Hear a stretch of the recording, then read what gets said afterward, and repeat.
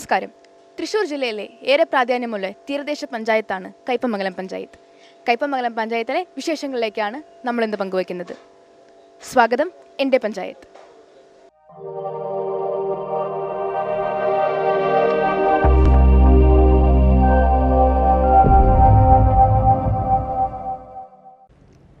തൃശ്ശൂർ ജില്ലയിൽ അറബിക്കടലിനോട് ചേർന്ന് കിടക്കുന്ന ഒരു പ്രദേശമാണ് കയ്പമംഗലം. മറുനാടൻ കാറ്റുകളുടെ നിശബ്ദതയും കടൽ തിരകളുടെ പാട്ടും ഒത്തിണങ്ങിയ ഈ ഗ്രാമപഞ്ചായത്തിന് പറയാൻ കഥകൾ ഏറെയുണ്ട്. കയ്പമംഗലം എന്ന പേര് കപ്പൽ മണ്ഡപത്തിൽ നിന്നും ഉണ്ടായതാണെന്ന് പരക്കെ വിശ്വസിക്കപ്പെടുന്നു. പാശ്ചാത്യർ കപ്പലിറങ്ങിയ കപ്പൽ മണ്ഡപം എന്ന പേരാണ് കാലക്രമേണ കയ്പമംഗലമായത്. ഈ നാടിൻ്റെ നട്ടെല്ല് മത്സ്യബന്ധനം, കയർ നിർമ്മാണം, നെൽകൃഷി എന്നിവയാണ്. പുത്തൻ കാലത്തിൻ്റെ കാൽച്ചുവടുകൾ പരമ്പരാഗത തൊഴിൽ മേഖലയെ പലപ്പോഴും പിന്തള്ളിക്കളഞ്ഞെങ്കിലും ഇവ ഇന്നും പലരുടെയും ഉപജീവന മാർഗം തന്നെയാണ്.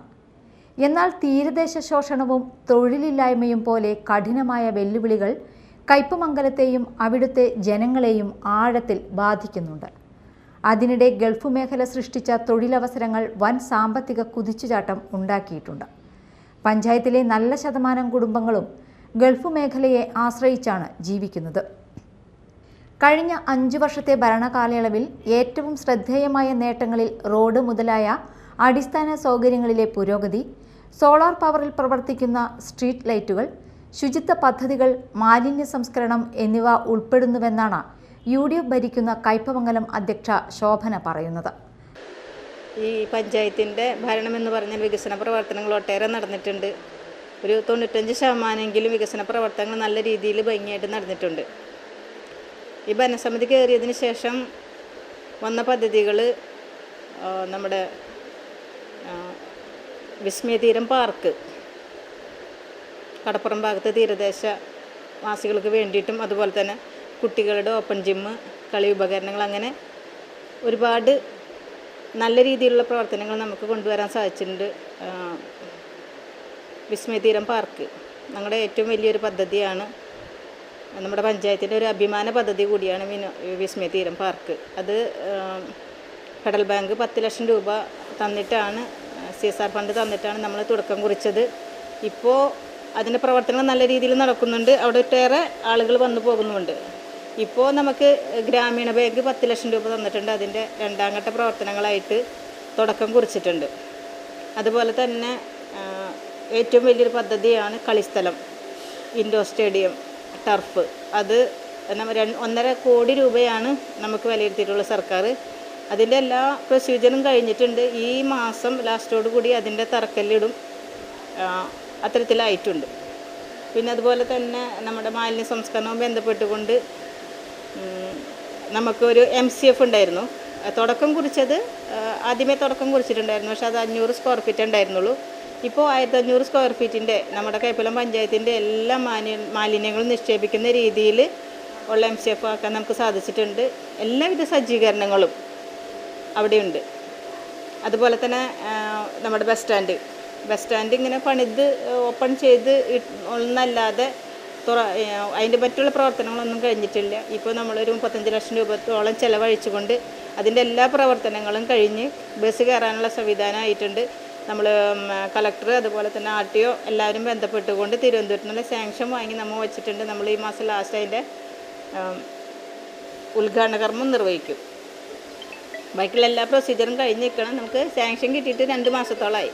ഇതുവരെ നമുക്കതിൻ്റെ ഉദ്ഘാടന കർമ്മം നിർവഹിക്കാൻ സാധിച്ചിട്ടില്ല. ഈ മാസം ലാസ്റ്റ് അത് എന്തായാലും ഉണ്ടായിരിക്കും. അതുപോലെ തന്നെ വഞ്ചിപ്പര ബീച്ചിൽ, ചാപ്പക്കടവ് വഞ്ചിപ്പര ബീച്ചിൽ ഒരു ടേക്ക് ബ്രേക്കും അതോടൊപ്പം തന്നെ വാട്ടർ പ്യൂരിഫൈ സംവിധാനം കൊണ്ടുവരാൻ സാധിച്ചു. അത്തരത്തിലൊട്ടേറെ പ്രവർത്തനങ്ങൾ നമ്മുടെ കയ്പമംഗലം പഞ്ചായത്തിൻ്റെ വന്നതിന് ശേഷം നമ്മൾ പൂർത്തീകരിക്കാൻ സാധിച്ചിട്ടുണ്ട്.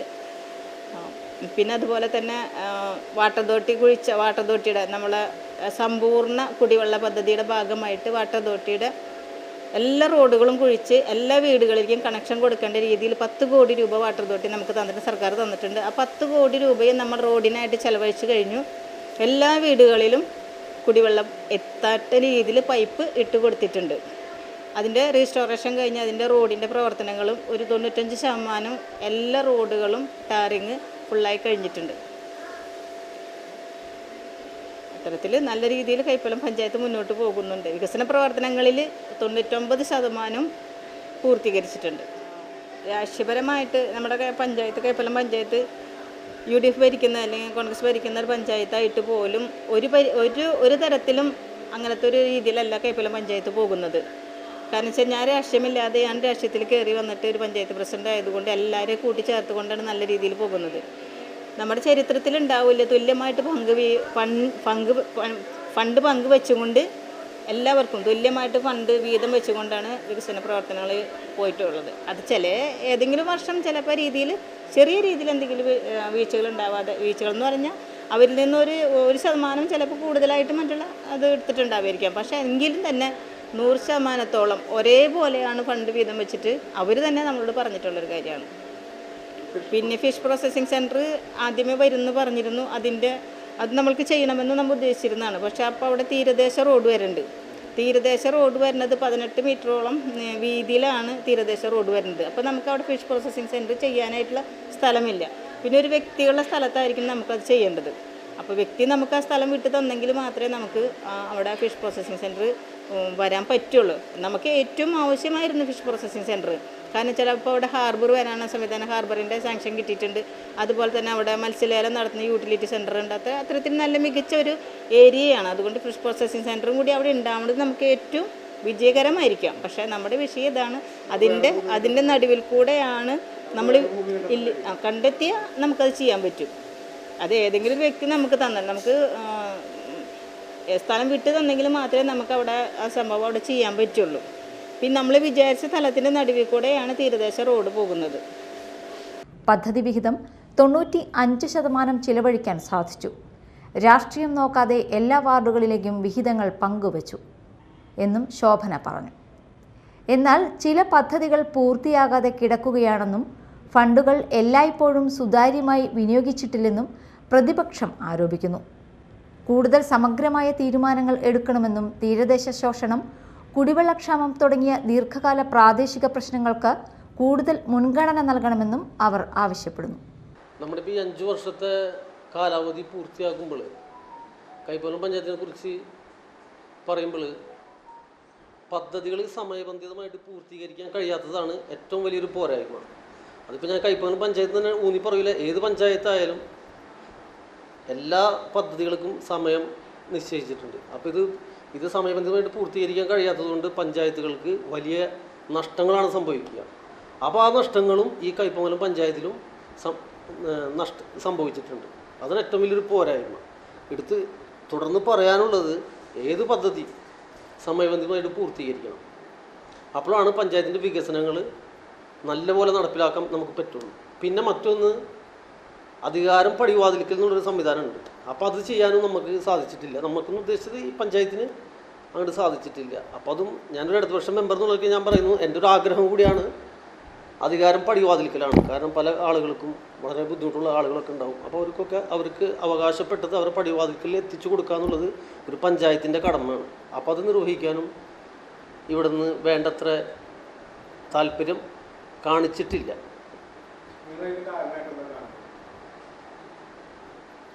ഇതിൻ്റെ പ്രധാനപ്പെട്ട കാരണം എന്ന് പറയുമ്പോൾ അതൊരു ഉത്സാഹം കാണിക്കാത്തതിനാണ് കേട്ടോ. നമുക്കത് നടപ്പാക്കാവുന്നതുള്ളൂ.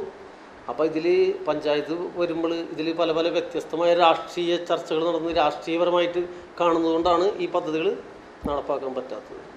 പിന്നെ ഈ 5 വർഷം പൂർത്തീകരിക്കുമ്പോൾ സാധാരണ ഇപ്പോൾ നമ്മളെടുത്ത് പറയുമ്പോൾ ഞങ്ങളുടെ കൈപ്പമംഗലം പഞ്ചായത്തിൽ ഒരുപാട് റോഡുകൾ പണിതു, കാനകൾ പണിതു എന്നൊക്കെ പറയും. ഇതെല്ലാ പഞ്ചായത്തിലും സ്വാഭാവികമായിട്ട് നടപ്പാക്കപ്പെടുന്ന ഒരു പദ്ധതിയാണ്. പക്ഷെ പൊതുവായിട്ട് വ്യത്യസ്തമായിട്ട് ഏതെങ്കിലും പദ്ധതി നടപ്പാക്കാൻ പറ്റുമോ എന്ന് ചോദിച്ചു കഴിഞ്ഞാൽ പരിശ്രമങ്ങൾ നടന്നുകൊണ്ടിരിക്കുന്നതല്ലാതെ അത് പ്രാബല്യത്തിലാക്കാൻ കഴിഞ്ഞിട്ടില്ല. അപ്പോൾ അതൊരു വലിയൊരു പോരായ്മ തന്നെയാണ്. ഉദാഹരണം പറയുകയാണെങ്കിൽ ഇപ്പോൾ ഒരേ വർഷം നമുക്ക് വിവിധ പദ്ധതികളിൽ നിന്ന് സംസ്ഥാന സർക്കാരിൻ്റെതായിക്കോട്ടെ മറ്റുള്ള ഇവിടെ നിന്ന് ഒരേ വർഷം നമുക്ക് ഇത്ര രൂപ നമുക്ക് ലഭിക്കാറുണ്ട്.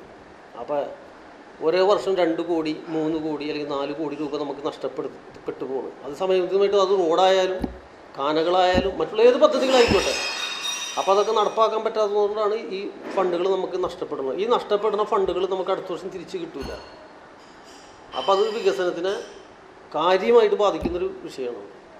അല്ല, മുന്നോട്ട് വെക്കാനുള്ള വിഷയം തന്നെയാണ്. കാര്യങ്ങളെല്ലാതും എല്ലാവരും ഒത്തൊരുമിച്ച് നിന്നത് കഴിഞ്ഞാൽ തന്നെയാണ് കാര്യങ്ങളെല്ലാം നല്ലപോലെ നീങ്ങുള്ളൂ. ഇവിടെ കൈപ്പമംഗലത്തിനെ സംബന്ധിച്ച് ഞങ്ങൾ ഒരു പ്രതിപക്ഷം എന്ന് പറയൂലെങ്കിലും, കാരണം ഒരു ഭരണസമിതിയാണ്. എന്നിരുന്നാലും ഞങ്ങൾ മാക്സിമം നല്ല കാര്യങ്ങൾ എന്തുണ്ടെങ്കിലും ഞങ്ങൾ പൂർണ്ണ പിന്തുണ തന്നെയാണ് കൊടുത്തുകൊണ്ടിരിക്കുന്നത്. ഇനിയും അതുപോലെ തന്നെ ആയിരിക്കും. ജനങ്ങൾക്ക് ഉപകാരപ്രദമാവുന്ന ഏത് പദ്ധതി ഉണ്ടെങ്കിലും 100% ഒരു ഇടതുപക്ഷ എന്നുള്ള നിലക്ക് ഞങ്ങളതിനെ പിന്തുണച്ചുകൊണ്ടിരിക്കും.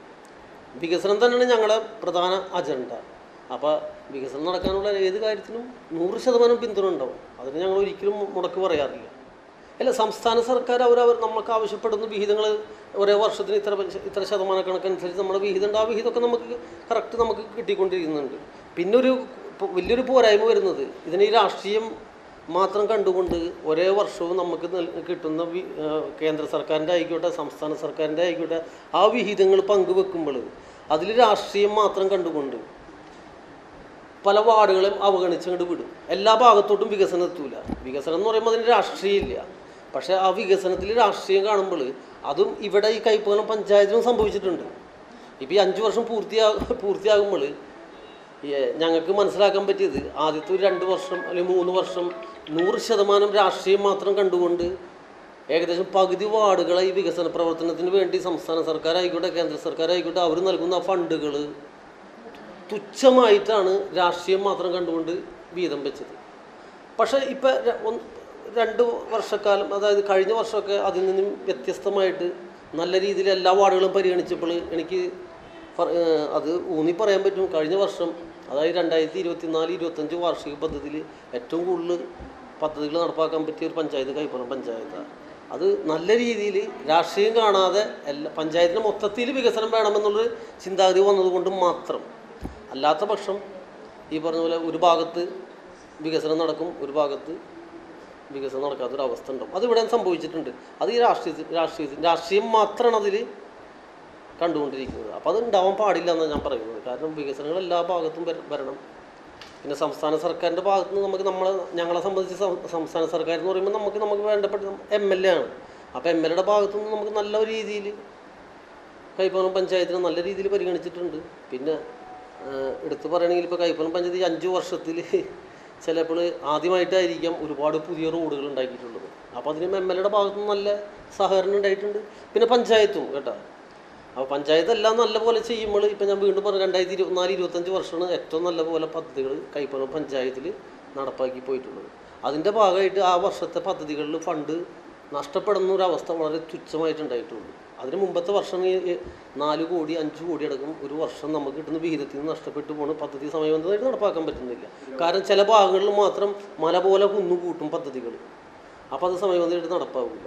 അപ്പോൾ അത് നമുക്ക് പിന്നീട് നഷ്ടങ്ങൾ സംഭവിക്കും. ഇതാണ് ഇവിടെ സംഭവിച്ചു. അപ്പം നല്ലതുപോലെ ചെയ്തപ്പോൾ ഇവിടെയും വികസനങ്ങൾ വന്നിട്ടുണ്ട്. പിന്നെ എടുത്തു പറയാനുള്ളത്, ഇത് സ്വാഭാവികമായിട്ട് എല്ലായിടത്തും നടക്കും. പക്ഷേ പ്രത്യേകിച്ചുള്ള പദ്ധതികൾ പുതുതായിട്ട് എല്ലാ ജനങ്ങൾക്കും ഉപകാരപ്രദമാവുന്ന പദ്ധതികൾ അങ്ങനെ ഒരു ശ്രമം നടത്തിയിട്ടുണ്ടോ എന്ന് ചോദിച്ചാൽ തീർച്ചയായും നടത്തിയിട്ടുണ്ട്. ഒരു വിസ്മയതീരം എന്ന് പറഞ്ഞിട്ടൊരു പാർക്ക് നമ്മൾ ഇവിടെ പ്ലാൻ ചെയ്തിരുന്നു. പക്ഷെ അത് എവിടെ എത്താത്ത നിലക്കാണ് നിൽക്കുന്നത്. സംസ്ഥാന സർക്കാരിൻ്റെ ഒരു അംഗീകാരമാണോ? കാരണം എല്ലാ കാര്യങ്ങളും ഒരു പോരായ്മ. വീണ്ടും ഇത് പറഞ്ഞു വന്നപ്പോൾ എല്ലാ മെമ്പർമാരും, ഇപ്പം ഞങ്ങൾ 20 മെമ്പർമാരുണ്ടെങ്കിൽ എല്ലാവരും കൂടി ചർച്ച ചെയ്യുമ്പോഴാണ് അതിൻ്റെ പോരായ്മകൾ ഉണ്ടെങ്കിൽ നമുക്ക് അറിയാൻ പറ്റുള്ളൂ. അപ്പോൾ ചില കാര്യങ്ങൾ രഹസ്യമായിട്ട് മുന്നോട്ട് കൊണ്ടുപോകാൻ ശ്രമിക്കും. അപ്പോൾ അതിൻ്റെ ഭാഗത്തും വികസനങ്ങൾ ചെറുതായിട്ട് മുരടിച്ചു പോകും. ഈ രഹസ്യ അജണ്ട വെക്കുന്നതാണ് അത് ഒരു ചെറിയൊരു വിഷയമായിട്ട് മാറുന്നത്. അപ്പോൾ നമ്മൾ ചിലപ്പോൾ പ്രതിപക്ഷം എന്നുള്ള ചിലപ്പോൾ അറിയില്ല, കാര്യങ്ങൾ അറിയില്ല, അവരറിയണ്ട ഞങ്ങൾ അറിയട്ടെ എന്നുള്ളത്. പക്ഷേ ഇവിടെ എന്ന് പറഞ്ഞാൽ എല്ലാവരും ഇവിടെ കൈപ്പമംഗലം പഞ്ചായത്തിൽ 20 വാർഡുകളുണ്ട്. 20 വാർഡുകളിൽ നിന്നും ജനങ്ങളാൽ തിരഞ്ഞെടുക്കപ്പെട്ടിട്ടാണ് ഈ 20 മെമ്പർമാർ ഇവിടെ വന്നിട്ടുള്ളത്. ഏത് പദ്ധതികൾ വേണമെന്നുണ്ടെങ്കിലും ഈ 20 മെമ്പർമാരോടും കൂടി ആലോചിച്ച് വേണം ചെയ്യാനായിട്ട്. പക്ഷെ അത് നടക്കാത്ത പോരായ്മ ഈ കൈപ്പമംഗലം പഞ്ചായത്തിൽ നിലനിൽക്കുന്നുണ്ട്. സംവാദങ്ങൾക്കും ചർച്ചകൾക്കും ഇടയിൽ കയ്പമംഗലത്തെ ജനങ്ങൾ സ്വപ്നം കാണുന്നത് മെച്ചപ്പെട്ട ജീവിതാവസ്ഥയാണ്. തീരദേശ സംരക്ഷണം, യുവാക്കൾക്ക് കൂടുതൽ തൊഴിലവസരങ്ങൾ എന്നിവ അവരുടെ പ്രധാന ആവശ്യമാണ്. പഞ്ചായത്തിൻ്റെ ഭാവി രാഷ്ട്രീയത്തിൽ മാത്രമല്ല, കൂട്ടായ ദൃഢനിശ്ചയത്തിലാണ് എന്ന ഉറപ്പിൽ തന്നെയാണ് പൊതുജനം.